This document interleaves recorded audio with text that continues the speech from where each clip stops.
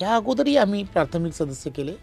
त्याची संख्या किती होती, तर आम्ही मिस कॉलवरती जवळजवळ 1 कोटीच्या जवळपास होतो. आता आम्ही बघा वाढलो आहे. त्याचा अर्थ काय? आणि प्रत्यक्ष नोंदणी. प्रत्यक्ष नोंदणी आहे, असं नाही आहे OTP देऊन नोंदणी होते.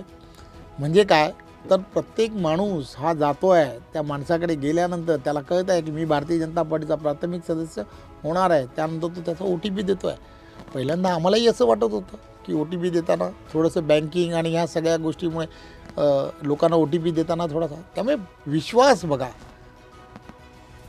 भारतीय जनता पार्टीच्या विचारधारेवरती 1 कोटी निदान 45 लाख लोकांचा किती विश्वास आहे की ते OTP इमिजिएटली द्यायला सुरुवात झाली.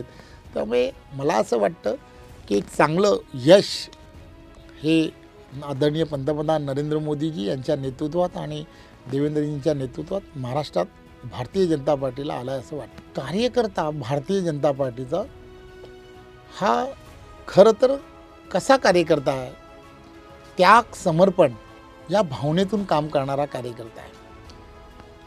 तो प्रत्येक घराघरापर्यंत पोचतो आहे, प्रत्येक घरातील असणाऱ्या व्यक्तीशी संपर्क साधतो आहे. भारतीय जनता पार्टीचे प्राथमिक सदस्य तुम्ही का व्हावेत हे समजून सांगतो आहे. आणि त्या कार्यकर्त्यावरती सुद्धा तिथल्या असणाऱ्या प्रत्येकाचा विश्वास आहे. आणि म्हणूनच हे सहजपणे शक्य आहे.